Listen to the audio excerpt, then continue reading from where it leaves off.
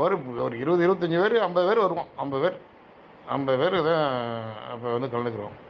வேறு எவனே வர மாட்டாங்க. அப்போ வந்து டாக்டர் வர முறை திட்டுவார், என்னையே அந்த இடத்த ஃபுல்லாக சுத்தம் பண்ணாமல் இப்படி சுத்தம் பண்ணி வச்சுருக்கீங்க. ஆனால் நாங்கள் இவ்வளவு சுத்தம் பண்ணுறது நாங்கள் 5 பேர் தான் இருக்கோம். நாங்கள் வந்து அதுக்கு நிற்கல ஆளுகளை வச்சுட்டு சுத்தம் பண்ணிவிட்டு நானே செய்வேன். ஒரு இது இருக்கும், பனை மரம் இருக்கும், ஒரு பனை மரம் இருக்கும். அப்போ என் ஃப்ரெண்டு பனை ஏறுவேன், அவன் ஏறி அதை வெட்டி அந்த ப்ரெஸ்ஸை வச்சுலாம் அடிச்சிருக்கோம். ஒரு சில வருஷம்லாம் அதை வச்சு அடிச்சுட்டு சுத்தம் பண்ணி போட்டு வருவோம். காலையில் பார்த்தோம்னா மறுபடியும் அசிங்கமாக போய் கிடக்கு. அப்புறம் மறுபடியும் அதை சுத்தம் பண்ணி போட்டு அந்த அசிங்கத்தில் நம்ம பார்த்து இன்றைக்கி அந்த இடம் இவ்வளவு சுத்தமாக இருக்குன்னா அதுக்கு வந்து யார் யார் எவ்வளவு கஷ்டப்பட்டுப்போம்ன்றது இப்போ உள்ளவனுக்கு எவனுக்கு தெரியும். அப்போ தமிழ்நாடு போக கார் விடுது. எப்படியும் ஒரு 200 வண்டி 300 வண்டி இருக்குங்க. எல்லாம் வந்து பரமக்குடியில் வந்தோம். நான் அரண்டாங்க, பரமக்குடி அரண்டாங்க. ஏன்டா இவ்வளோ பெரிய கூட்டம் வருதுன்னு சொல்லிட்டு முதல்ல அரண்டது அப்போ தான். பரமக்குடியும் மிரண்டுச்சு. இவ்வளோ பெரிய கார் வாகனங்கள்லாம் போலீஸை விட காவல்துறை விட இதை வந்து எதிர்பார்க்கல. நாங்கள் டாக்டர்கிட்ட போய் நிற்கிறாருல, அந்த பக்கம் தான் காலடி இருக்குது. அது இப்போ இவங்க நம்ம வைக்கிறது இப்போ வைக்கிறது வந்து தலை, அந்த பக்கம் தான் கால் இருக்குது. அதனால அவர் காலடியில் வைக்கிறதுக்காக அந்த பக்கம் போயிருக்காரு. அது இதோடைய வரலாறு இப்போதைக்கு பார்த்தோம்னா இன்னைக்கு வரணும் இவ்வளவு மக்களை திரட்டி இவ்வளோ வராங்க அப்படின்னா அதை வந்து ஆரம்பிச்சு வச்சது டாக்டர் கிருஷ்ணசாமியத்தை அந்த புகழ்ச்சியார். அதில் எந்த மாற்று கருத்துக்குள்ள அதை நான் வந்து கண்டிப்பாக வந்து அந்த இதோடைய கிரெடிட் வந்து அவருக்கு தான்.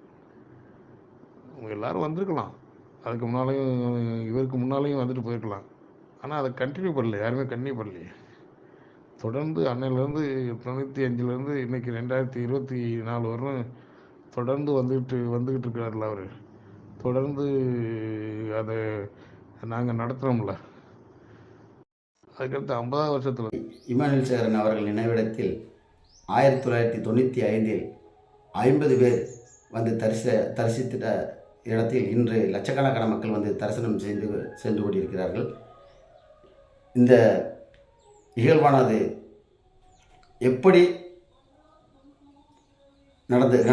நடந்தது, நமது இமானுவேல் சேகரன் அவர்கள் சமாதி இருந்த இடத்தை இன்று ஒரு நினைவிடமாக நாம் ஆக்கியிருக்கிறோம். இது பற்றி சில தகவலை அறிவதற்காக 1995 வருடங்களில் தேர்தலாளர் கூட்டமைப்பு, அதாவது டாக்டர் கிருஷ்ணசாமி ஐயா அவர்கள் தலைமையில் இயங்கிய தேர்தலாளர் கூட்டமைப்பில் பொறுப்பு இருந்தவரும் 1998 புதிய தமிழ் கட்சியின் ராமநாதபுரம் மாவட்ட செயலராக பணியாற்றிய அன்பு சகோதரர் சுரேஷ் அவர்கள் தற்போது மல்லர்நாடு என்ற அமைப்பில் மாநில பொதுச் செயலாளராக பணியாற்றி வருகிறார். அவரை தொடர்பு கொண்டு சில தகவல்கள் நாம் சேகரித்தோம். அவர் அளித்த தகவல்கள் எந்த வித ஒரு எடிட்டிங் செய்யாமல் அப்படியே உங்களுக்காக வழங்குகிறேன். ஆனால் இது வந்து அதிகமாக இருப்பதால் 4 பகுதிகளாக வழங்க இருக்கிறேன். இதை எதற்காக என்றால், நம் தியாகி அவர்களுடைய குரு பூஜை இன்று லட்சக்கணக்கான மக்கள் வருவதற்கு என்ன காரணம், யார், இன்று அந்த அவர் புதைக்கப்பட்ட இடம் இன்று ஒரு புண்ணிய பூமியாக மாறியது எப்படி என்பதை பற்றி தான் நாம் அறிந்து கொள்ள வேண்டும். நமக்கு பிறகு வரக்கூடிய இளைய தலைமுறைகளும் தெரிந்து கொள்ள வேண்டும் என்பதற்காக இந்த காணொலியை நான் உங்களுக்காக சமர்ப்பிக்கிறேன். கூட்டமைப்பு சொல்லிட்டு தான் அதுலேருந்து தான் ஆரம்பித்தோம். 95 அடுத்து 98 புதிய மூலம் ஆயிடுச்சு. அப்போ ஒன்லி நம்ம தான் போவோம். ஒன்லி வந்து பரமக்குடியிலேருந்து ஒரு 10-30 பேர், அங்கேருந்து அங்கே டாக்டரோட வர்றவங்க வந்து அவன் மருதன்வாழ்வு சுரேஷ் வருவேன், அவன் லட்சுமணன் வருவேன். அப்போ டாக்டருடைய டிரைவராக மயில்னு ஒருத்தர் இருந்தான், திருச்சிக்காரன், அவன் வருவேன். அப்புறம் அண்ணன் டிஎஸ்எஸ் மணி வருவார், சவர்முத்து, ஒரு 20-25 பேர் 50 பேர் வருவோம். 50 பேர் தான் அப்போ வந்து கலந்துக்கிறோம். வேறு எவனே வர மாட்டானே, யாருமே வர மாட்டானே. அது நான் அதை நான் ஒரு பேட்டியை கொடுக்கலான்னு தான் இருக்கேன். இப்போ நான் அதை வந்து இப்போ கொஞ்சம் டைமிங் இல்லாமல் இருக்கேன். அதை ஒரு அதை அதை வந்து ஓமனை சொல்லணும்னா, நான் 2003 கட்சியிலேருந்து வெளியேறினேன்.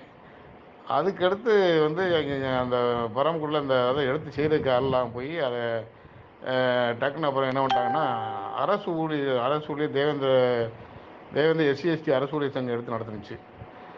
அப்புறம் அவங்க வந்து பிரச்சனை அது தேவேந்திர அரசு ஊழியர்கள் நடத்தக்கூடாது, அவங்க மேலே இந்த பிரச்சனை வருதுன்னு சொன்னோன்னா, அப்போ யார் பண்ணாங்கன்னா, இப்போ ஒவ்வொரு அமைப்பு நாங்கள் வந்து இவங்க தியாகி இமானுவேல் பேரவை நடத்துகிறோம் அப்படின்னாங்க. அப்புறம் ஜான்பாண்டி அமைப்பு நடத்துறீங்கன்னாங்க. அப்போ தான் சரி, இது இப்படி போய்கிட்டு இருந்தால் நல்லா இருக்காது அப்படின்னு சொல்லிட்டு தான் தேவேந்திர பண்பாட்டு கழகம் வந்து அந்த பேனரில் வந்து நம்ம நடத்தணும் அப்படின்னு சொல்லிட்டு அந்த பேனரில் நடத்துனது, அவ்வளோதான். அதனால வந்து இது பண்பாட்டு கழகம் வந்து எப்போ 2050 வருஷத்துக்கு 50வது வருஷத்துக்கு பின்னால் தானே, 50வது வருஷத்துக்கு பின்னால் தான் பண்பாட்டு கழகம் பேனரே வரும். அதுக்கு முன்னாலாம் SC/ST அரசு ஊழியர் சங்கம் தானே இருக்கும்.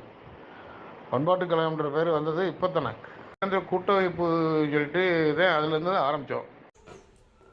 இதன் தொடர்ச்சியை காண நமது மனது நிலவன் யூடியூப் சேனலை சப்ஸ்கிரைப் செய்து ஆல் பெல் பட்டனை அழுத்தி லைக் செய்து கமெண்ட் பண்ணவும்.